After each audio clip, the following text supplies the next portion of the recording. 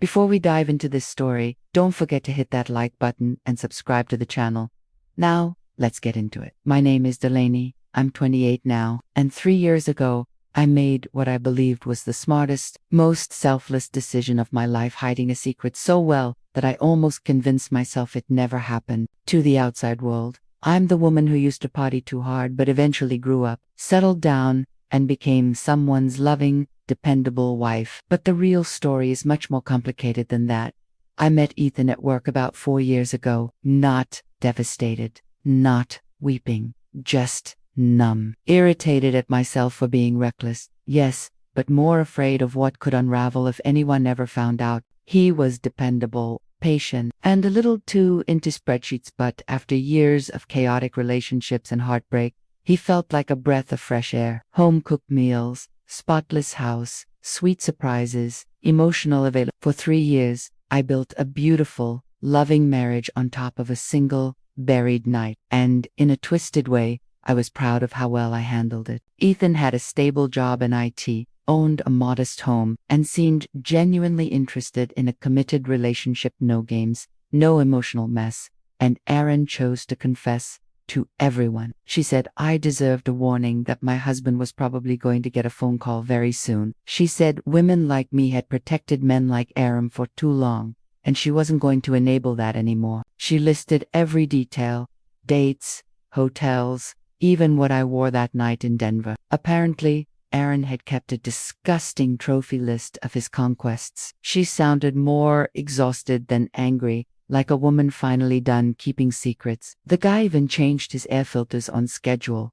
He was safe, and after a while, safe started to feel like the only thing I needed. I almost didn't answer, but curiosity got the best of me. And on the other end was a trembling voice, the trust I'd let rot beneath a glossy surface. I cried, begged, reminded him how much I'd changed, how I'd been a devoted wife in every way, investigating, questioning, reading old emails between me and Erin, harmless ones, honestly, but in his state, even a joke felt like betrayal. He talked to Clarissa, started therapy, claimed his therapist told him that lying was worse than the cheating. I told him that night meant nothing and never would again. He kissed me on the forehead, made dinner, even offered to fold the laundry. I started to believe maybe Erin had backed out. Her name was Clarissa. She asked if I knew someone named Erin.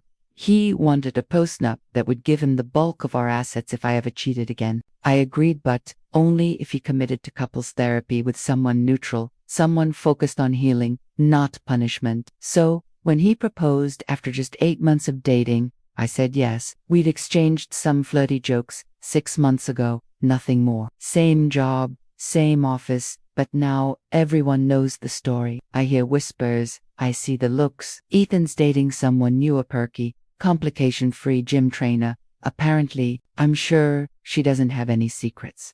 Not yet. No affair. No intent. But Ethan saw it as proof I hadn't changed. I saw the disbelief in his eyes, the kind of hurt that doesn't come from anger but from the shattering of something once sacred. I did, honestly, but the trust was already gone. Ethan had made up his mind, not because I was madly in love, but because I was exhausted from chasing fireworks. I was ready for stability. I told Ethan I wanted to cut back from my health, but really it was about control. I started therapy, not to confess what I'd done, but to make sure I never slipped again. My therapist even justified my silence, saying if the affair was a one-time incident, and I was taking real steps to grow from it, telling Ethan would only hurt him unnecessarily. That postnup I agreed to, his precious security blanket, cost me nearly everything. Our home, most of our savings, even our dog. Then came the conference. 3 months before the wedding, I was sent to a work retreat in Denver. That's where I met Erin, a marketing strategist from our sister branch. I protected our marriage with everything I had, but Ethan couldn't see past his own pain long enough to recognize my growth. He wanted to stay angry, to play the victim. And that's not love. That's control. We'd been exchanging harmless emails for months, banter, mostly things that made the long days feel a little lighter. I never intended for anything to happen. But the night of the big company dinner, Erin and I ended up at the hotel bar talking for hours, laughing, forgetting the world for a bit. 1 drink turned into 3. One joke turned into a shared look, and the next thing I knew, I woke up in his bed. So I made a decision. It never happened. I crept back to my room, showered, flew home, and never touched alcohol again.